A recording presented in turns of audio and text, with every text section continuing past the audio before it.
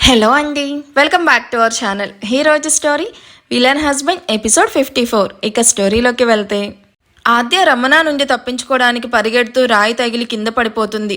తన కాలికి బలంగా రాయి తగలడంతో స్కిన్ కట్ అయి బ్లడ్ వస్తూ ఉన్నా ముందు ఇక్కడి నుంచి ఎలాగైనా ఎస్కేప్ అవ్వాలి అని గట్టిగా ఫిక్స్ అయ్యి ఫాస్ట్గా పైకి లేచి నిల్చుకొని తప్పించుకోవడానికి చూస్తూ ఉన్న ఆద్యకి ఎదురుగా రాక్షసంగా నవ్వుతూ కనిపిస్తారు రమణ్ అండ్ తన ఫ్రెండ్ సోమేష్.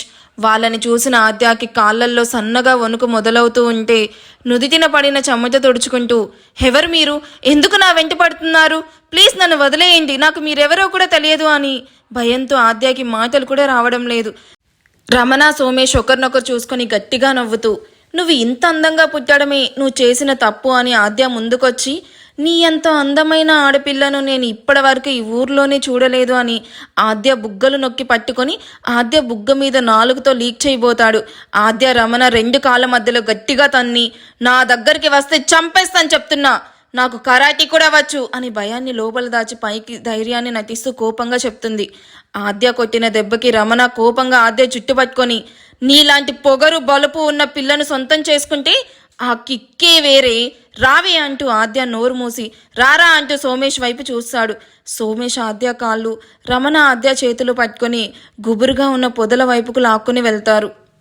అందరూ ఇంట్రెస్టింగ్గా జామతోట చూస్తూ ఉంటే తనకి అపర్ణ నుండి కాల్ రావడంతో అందరికీ దూరంగా వచ్చి కాల్ లిఫ్ట్ చేసి మాట్లాడుతూ అలా పూలతోట వైపుకు వచ్చిన రుద్రాకి రమణ ఫ్రెండ్స్ చేస్తున్న సౌండ్స్కి ఇరిటేషన్ రావడంతో, మామ్ కాల్ యూ లేటర్ అని కాల్ కట్ చేసి, ఏయ్ ఎవరు మీరు, ముందు ఆ సౌండ్ చేయడం ఆపండి అంటూ వాళ్ళ ముందుకు వెళ్ళి ఇయర్ డ్రమ్స్ పగిలిపోయేలాగా దేనికి అలా కొడుతూ ఉన్నారు.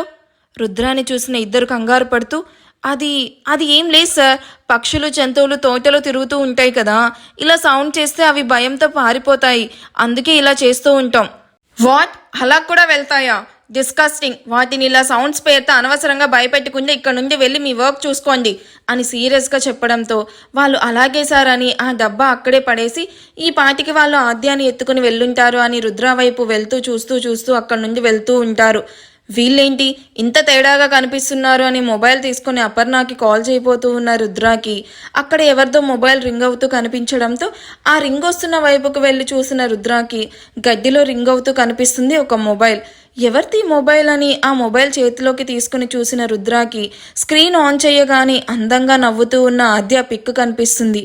ఆద్య మొబైల్ ఏంటి ఇక్కడుంది, ఆద్య ఎక్కడా, తను ఇటే కదా వచ్చింది, మరెక్కడా అని చుట్టూ చూస్తూ హలో హలో అంటూ వెళ్తూ ఉన్న రమణ ఫ్రెండ్స్ని పిలుస్తాడు.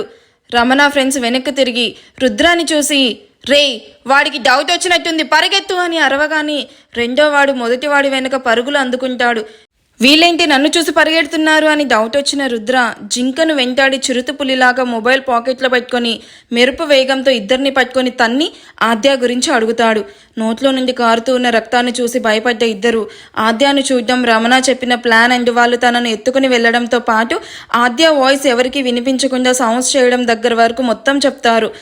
ఆద్యను వాళ్ళు ఏం చేయాలనుకుంటున్నారో విన్న రుద్ర తన కోపాన్ని మొత్తం పిడికిల్లోకి తెచ్చుకొని ఇద్దరిని ఒక్క దెబ్బతో స్పృహ తప్పేలాగా కొట్టి ఆద్య అంటూ కంగారుగా వెతుకుతూ పరిగెడతాడు.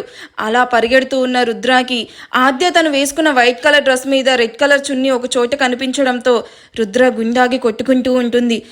ఆద్య ఎక్కడున్నావురా అని పిచ్చివాడిలా అరుస్తూ ముందుకు పరిగెడుతూ ఉన్న తనకి ఆద్య కాళ్ళకున్న ఒక హీల్ కనిపిస్తుంది.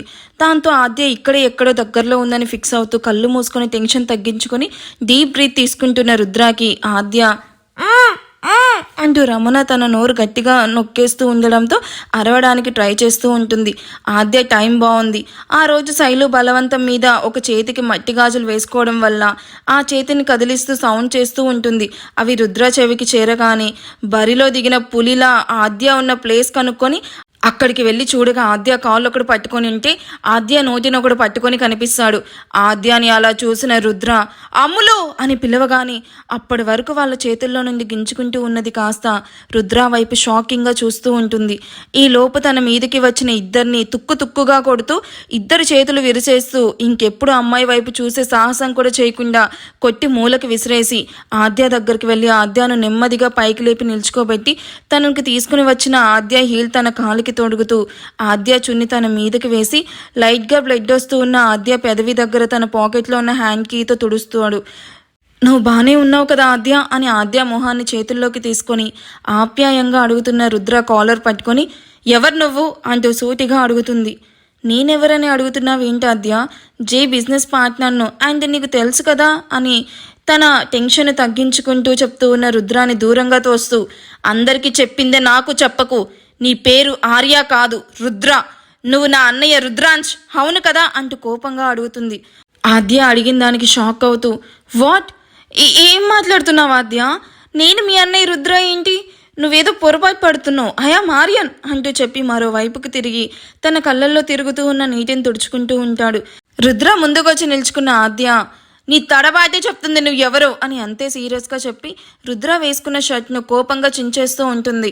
అమ్ములు ఏం చేస్తున్నావు అంటూ రుద్ర ఆపడానికి చూస్తున్న ఆద్య వెనుకుండి షర్ట్ మొత్తం చించేసి రుద్ర నుండి దూరం చేసి రుద్ర హార్ట్ వైపు చూసి శక్తి లేనట్టు ఏడుస్తూ కింద పడిపోవడం చూసి అమ్ములు అంటూ రుద్ర తను పడిపోకుండా పట్టుకుంటాడు. ఆద్య ఏడుస్తూ రుద్ర వైపు చూస్తూ ఇది నా అన్న రుద్ర నా చిన్నప్పుడు రోమన్ న్యూమర్స్తో నా పేరు మామ్ అండ్ డాడ్ కలిసి వచ్చేలాగా టాటూ వేసుకున్నాడు. నాకు ఇప్పటికీ బాగా గుర్తుంది. ఇది వేసుకుని జ్వరం కూడా తెచ్చుకున్నావు అండ్ నన్ను అమ్ము అని రుద్ర మాత్రమే పిలిచేవాడు. చెప్పు నువ్వే కదా నా అన్న రుద్ర అంటూ రుద్ర చేతిని తన తల మీద పెట్టుకొని నువ్వు ఇప్పుడు అబద్ధం చెప్తే నన్ను చంపుకు తిన్నట్టే అని ఏడుస్తూ రుద్ర కళ్ళల్లోకి చూస్తుంది. ఆద్య తన కోసం పడుతున్న బాధ అండ్ ఇప్పుడు తన కళ్ళల్లో నీళ్లు చూసి అబద్ధం చెప్పలేక అవును నేనే నీ అన్నయ్య రుద్ర అని రుద్ర తలూపడంతో ఆద్య ఏడుస్తూ అన్నయ్య అంటూ రుద్రాని హత్తుకొని ఏమైపోయావురా ఈడియట్, ఇన్ని ఇయర్స్ ఏమైపోయావు? నీకోసం నేను మామ్ డాడీ ఎంతలా ఏడుస్తున్నామో తెలుసా? కనీసం నీకు మేము ఉన్నామా చచ్చామా అని కూడా తెలుసుకోవాలనిపించలేదా అని అడుగుతూ ఉన్న ఆద్య మాటలకి రుద్ర కళ్ళు నీళ్లతో నిండిపోయి చంపల మీదకి జారుతూ ఉంటాయి. నాన్న టీ తీసుకోండి అని తన తండ్రికి టీ కప్ ఇస్తూ ఎదురుగా సోఫాలో కూర్చున్న మంజుష బ్రేక్ఫాస్ట్కి ఏం చేయమంటారు నాన్న అని అడుగుతూ తను కూడా టీ సిప్ చేస్తూ ఉంటుంది. నీ ఇష్టం మంజు అని చెప్పి పేపర్ చదువుతున్న తండ్రిని చూసి అడగాలా వద్దా అని తనలో తానే అనుకుంటూ ఆఖరిగా ధైర్యం చేసి అడగాలి అని ఫిక్స్ అయ్యి నాన్న మిమ్మల్ని ఒక విషయం అడుగుతాను, కోప్పడరు కదా? నీ మీద నాకెందుకురా కోపం, నేనెందుకు కోప్పడతాను మంజు, ఏంటో అడుగు అని పేపర్ చదువుతూనే ఆన్సర్ ఇచ్చిన తండ్రి వైపు చూస్తూ ఇంకా ఎన్ని రోజులని ఇలా అక్కకు దూరంగా ఉంటాం నాన్న? అక్క మన కోసం చాలా ఏడుస్తుంది. తన విషయంలో ఏం జరిగిందో తెలుసుకోకుండా తనని ఇలా అందరికీ దూరంగా ఉంచేయడం పాపం నాన్న. అక్క మన కోసం చాలా బాధపడుతుంది. మంజు అంటూ కోపంగా పైకి లేచిన తండ్రిని చూసి టెన్షన్గా తను పైకి లేచి నానా నేను చెప్పేది అంటున్న మంజుష వైపు ఆపు అన్నట్టు చేతిని చూపెడుతూ నాకున్నది ఒక్క కూతురు మాత్రమే, ఇంకో కూతురు ఉండేది కానీ అది చచ్చి చాలా సంవత్సరాలు అవుతుంది అని కోపంగా చెప్పి వెళ్ళిపోతూ ఉన్న తండ్రిని చూసి మంజుష బాధగా సోఫాలో కూర్చుంటుంది. ఐఎమ్ సారీ అక్క, నీ గురించి నాన్న దగ్గర ఎన్నిసార్లు మాట్లాడాలని చూసినా నాన్న నీ పేరు వింటేనే మండిపడుతున్నారు. ఏం చేస్తే నాన్నకు నీ మీదున్న కోపం తగ్గుతుంది అని ఏడుస్తూ తన భుజం మీద చేయబడగానే ఉలిక్కిపడి లేచి నిల్చుకొని చూసిన తనకి తన భర్త భరత్ కనిపించడంతో భరత్ లేచారా, ఆగండి టీ తీసుకొని వస్తాను అని వెళ్తున్న మంజుష చేపట్టుకొని మీ అక్క గుర్తొచ్చిందా అని అడుగుతున్న భరత్ని చూసి ఏడుస్తూ హక్ చేసుకుంటుంది. గుర్తు రావడానికి అక్క జ్ఞాపకం కాదు భరత్, అక్కంటే నాకు ప్రాణం. అలాంటిది అక్క దూరం అయ్యి 3 years అవుతుంది. అక్క ఏ పరిస్థితుల్లో అలాంటి వర్క్ చేసిందో మాకు తెలియదు. బట్ నాన్న ఎవరో చెప్పింది నమ్మి అక్కను ఇంటి నుండి పంపించేశాడు. అక్కకి జైదీర్ లాంటి ఫ్రెండ్ దొరికాడు కాబట్టి అది సేఫ్గా ఉంది. లేదంటే తన లైఫ్ ఏమై ఉండేదో కూడా తలుచుకుంటే షివరింగ్ వచ్చేస్తుంది. అందరూ మీ అక్కకి జైదీర్కి ఎఫ్ఐఆర్ అంటున్నారు. అది నీకు కూడా తెలుసు కదా మంజు. మేబీ వాళ్ళు రిలేషన్లో ఉన్నారేమో. లేదు భరత్, జైదీర్ ఒక ప్లే బాయ్, తనకి చాలామంది గర్ల్స్తో రిలేషన్ ఉంది. అక్క ఫ్రెండ్ అనే చెప్పింది నాకు జైదీర్ ఒక బెస్ట్ ఫ్రెండ్ అని. మా అక్క చాలా మంచిది భరత్, తను ఎప్పుడు మా సంతోషం గురించి ఆలోచించేది. అలా ఆలోచించింది కాబట్టి తన లైఫ్ను కూడా మా కోసం వదులుకుంది. మీ అక్క గురించి అంత మంచిగా చెప్తున్నావు, మరి తను ఎందుకు అలాంటి దారి చూస్ చేసుకుంది మంజు? బ్రతకడానికి ఎన్నో దారులున్నాయి, అవన్నీ కాదని అంత చదువు చదివి కూడా ప్రాస్టిట్యూషన్ చేయడం ఏంటి? మంజుష భరత్ నుండి దూరంగా జరిగి ప్లీజ్ భరత్ అక్కను అలా అనకు, నేను భరించలేను, అక్క నిజంగా గోల్డ్ అని కన్నీళ్లు తుడుచుకుంటూ అక్కడి నుండి కిచెన్లోకి వెళ్తున్న మంజుషాని చూసి భరత్ మంజు వెళ్ళిన వైపు చూస్తూ ఉంటే తనకు రాహుల్ నుండి కాల్ వస్తుంది. ఎక్స్క్యూజ్ మీ, హరీష్ అన్న నేమ్తో ఉన్న పేషెంట్ ఏ రూమ్లో ఉన్నాడో చెప్తారా? ఇవాళే జాయిన్ అయ్యాడు అని రిసెప్షనిస్ట్ని కంగారుగా అడుగుతాడు మాదేశ్. రిసెప్షనిస్ట్ సిస్టంలో చెక్ చేసి, ఎస్ సార్, 2 hours బ్యాకే జాయిన్ అయ్యాడు, సెకండ్ ఫ్లోర్లో రూమ్ నెంబర్ 26 అని చెప్పగానే థ్యాంక్ యూ అంటూ శ్వేత హరినీలను తీసుకొని హరీష్ రూమ్లోకి వెళ్తాడు.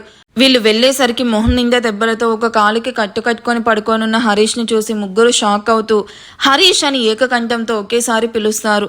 అప్పుడే స్పృహలోకి వచ్చిన హరీష్ వీళ్ళని చూసి నెమ్మదిగా కళ్ళు తెరిచి చూడగానే, ఏంట్రా, ఏమైంది, అసలు ఏం జరిగింది అని కోపంగా అడుగుతున్న తండ్రి వైపు చూస్తూ, ఆ మాయ నాకు షాపింగ్ మాల్లో కనిపించింది డాడ్, దాన్ని పక్కనే ఎవడో క్లోజ్గా కనిపించేసరికి వాడెవడు అని దాన్ని నా పెళ్ళామన్నా, అంతే వాడు నన్ను కొట్టి మాయాను నా ముందే తను నా మనిషి అని చెప్పి తీసుకుని వెళ్ళిపోయాడు.